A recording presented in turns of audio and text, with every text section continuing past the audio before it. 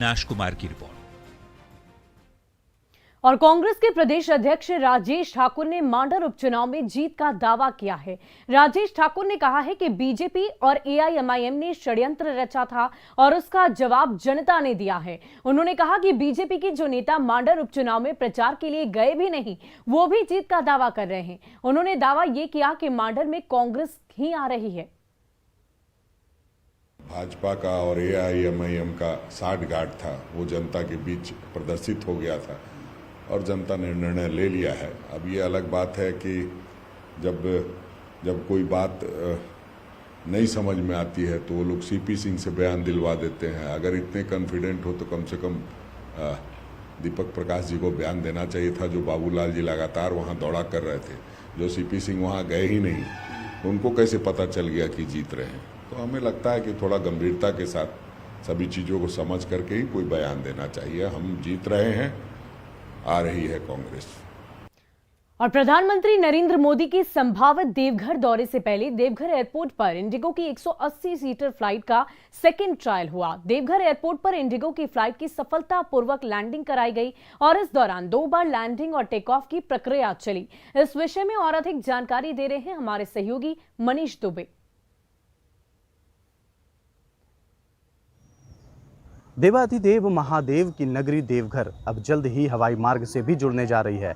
लगातार देवघर एयरपोर्ट का कार्य शुरू है, जिसमें कि सभी तैयारियां पूरी कर ली गई है। एटीसी बिल्डिंग बनकर तैयार है, रनवे बनकर तैयार है और बीते दिन 7 जून को जो है सफल इंडिगो का टेक ऑफ और लैंडिंग सफलतापूर्वक भी कराया गया। वहीं आपको बताते चले कि देवघर एयरपोर्ट का संभावित जो है 12 जुलाई को प्रधानमंत्री नरेंद्र मोदी इसका उद्घाटन कर सकते हैं, जिसको लेकर तैयारियां जोरों शोरों से चल रही है। वहीं बीते दिन दूसरी बार इंडिगो का फ़्लाइट का ट्रायल कराया गया, जिसमें कि 2 बार टेक ऑफ और 2 बार लैंडिंग कराई गई।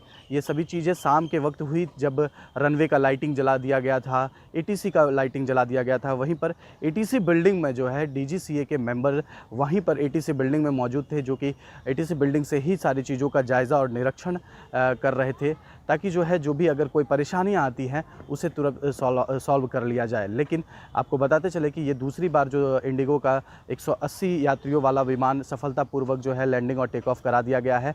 और जो कयास लगाया जा रहा है, संभावित जो है कि प्रधानमंत्री नरेंद्र मोदी देवघर पहुंचेंगे और देवघर एयरपोर्ट का उद्घाटन करेंगे, जिसको लेकर ये सारी तैयारियां चल रही है। मनीष दुबे, न्यूज़ 18, देवघर।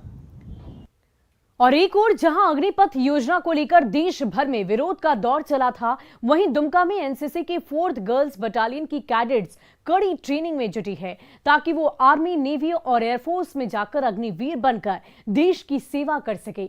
ये छात्राएं हैं एकलव्य आवासीय स्कूल काठी जोरिया की, जो आर्मी ऑफिसर की मॉनिटरिंग में राइफल से फायरिंग की ट्रेनिंग ले रही है। टारगेट पर सटीक निशाना लगाने के अभ्यास में जुटी ये कैडेट्स दुमका में स्थापित एनसीसी गर्ल्स बटालियन की कैडेट्स हैं, जो मुख्य धारा से जुड़कर राष्ट्र की रक्षा के लिए खुद भी जुटी हैं और साथ ही दूसरों को भी प्रेरित कर रही है। अग्निपथ योजना की कैडेट्स ने सराहना की है और साथ ही कम उम्र में राष्ट्र रक्षा का अवसर मिलने को बेहतर मौका बताया है। वहीं एनसीसी के साथ ही आर्मी के अधिकारियों ने भी युवाओं से अग्निवीर बनकर देश सेवा में जुटने की अपील की।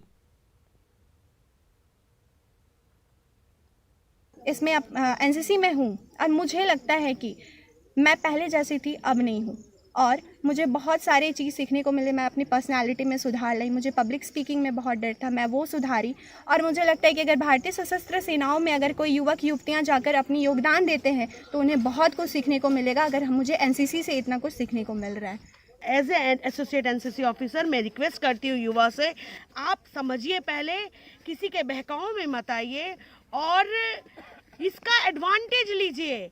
आप मैट्रिक दे रहे हैं और आपको नौकरी मिल रही है, ऐसा अवसर देगा कौन?